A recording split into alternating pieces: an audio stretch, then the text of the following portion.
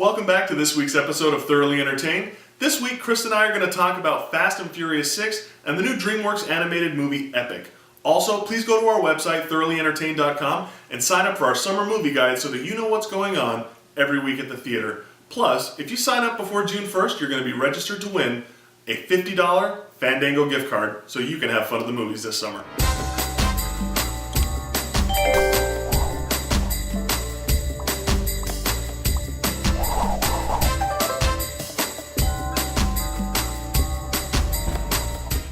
In the sixth installment in the Fast and Furious franchise, Dom and the crew are brought out of retirement when they find out that Letty is still alive and they need to stop a team of international terrorists.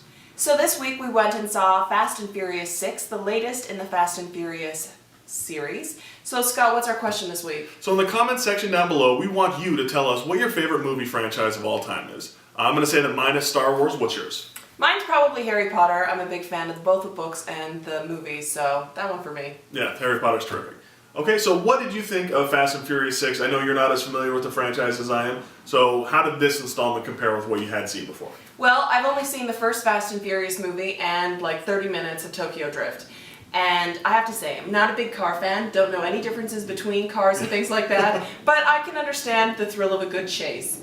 And it was a very entertaining movie, and what you expect to get is exactly what you get in this movie. The trailer does not lie, nor does the movie disappoint, for adrenaline-pumping, high-action sequences, and this movie is packed full of them. Yeah, this is a film, and as Justin Lin, the director, he really knows what the audience is coming to see. And he has loaded this movie with probably the best sequences of the entire series. The chase sequences are amazing, the fight scenes are good. You know, obviously the story is what it always is. It's an excuse to put people in cars together.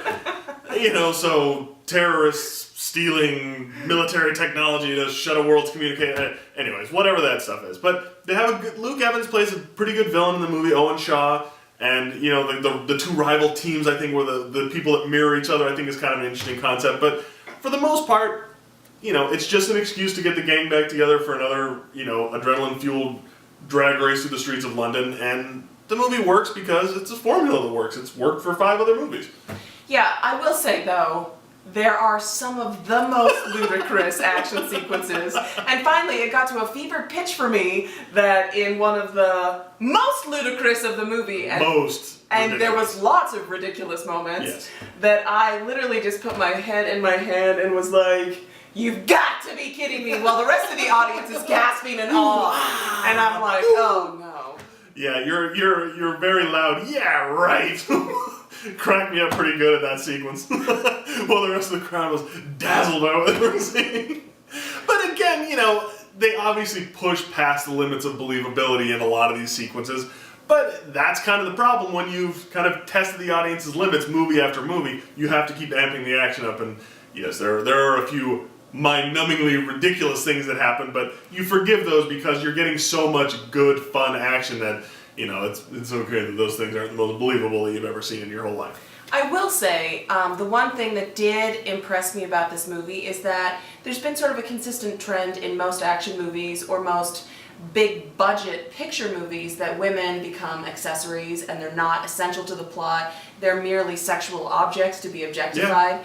And that was my one major drawback to Star Trek Into Darkness. Same with me. But I will say that I was pleasantly surprised that in this movie, the women are essential as the men are. And because they're part of crews, that it is not about the sexual or objectification of the women, that they are essential to making what needs to be done. Now, of course, there's the scantily clad women dancing around the cars at various scenes, but they're not essential to the story. They're just part of the, you know, and the background. And the main female characters in this film, Gina Carano, there was Gal Gadot, there was Michelle Rodriguez, Elsa Pataki. Every female character in this movie is necessary for the story. They have a role that they fulfill. They're tough. They're as knowledgeable as the men are. They're as capable as the men are. There's no damsel in distress. I mean, we even see a sequence in the movie where the girl has to sacrifice herself to save her boyfriend, because she is more capable than he is, and so she saves him.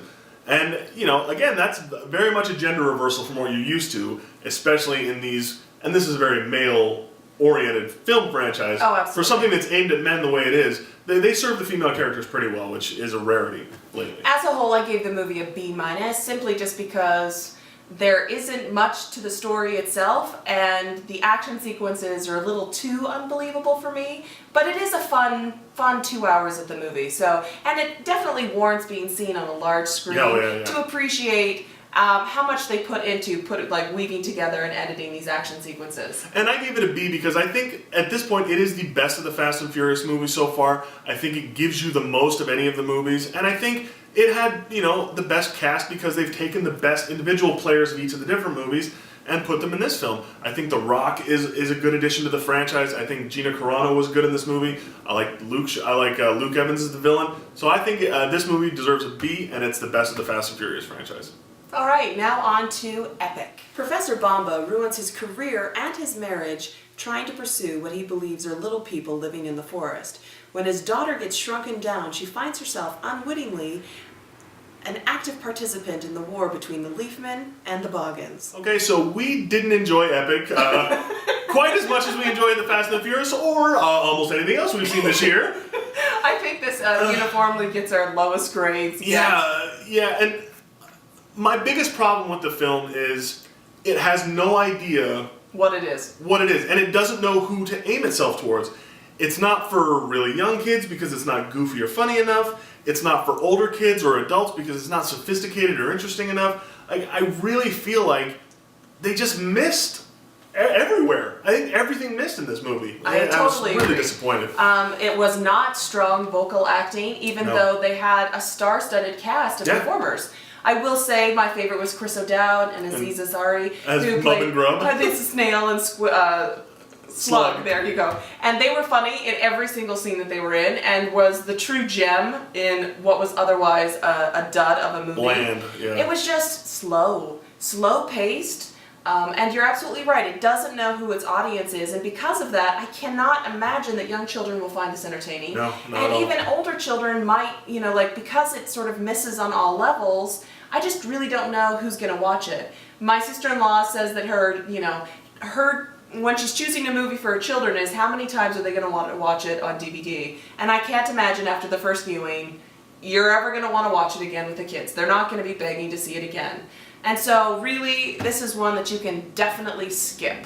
Well, and with a strong slate of animated movies coming out this summer, we have Despicable Me Part 2, we have the new Monsters University, and coming off the heels of a good season of animated films with Wreck-It Ralph, and we even really like The Croods. It's just stunning to see how poorly a movie like this can be put together when so much work goes into an animated film. You're right, the vocal acting is soft, like Amanda Seyfried's voice is flat. Forgettable, Josh Hutcherson, you would not know who these people were if they didn't tell you about the titles, because there's just no recognizable qualities to their voices. And again, I really feel like it's not aimed at really any one age group, and that's the movie's biggest failing, is it never understands its audience. Whereas, it's hard to compare the two, but Fast and Furious, that knows who its audience is. Yeah, and they give exactly what their audience is looking for, whereas this movie never figures out who it's for and delivers kind of a mess. I didn't enjoy it at all, and it was only an hour and 40 minutes long, and I checked my watch 6 times, going how much longer is this? Yeah, and that's rare. And that's rare for me to see a movie, because I really love seeing movies in the theater. Yeah, So skip it. Yeah, D. Don't bother. Well, that's it for this week's episode of Thoroughly Entertained. Next week we'll be watching After Earth and Now You See Me. As always, make sure to go to thoroughlyentertained.com to make sure that you read our latest reviews and sign up for our summer movie preview so that you know what's happening at the movies this summer. And as always, join us on our quest to be thoroughly entertained.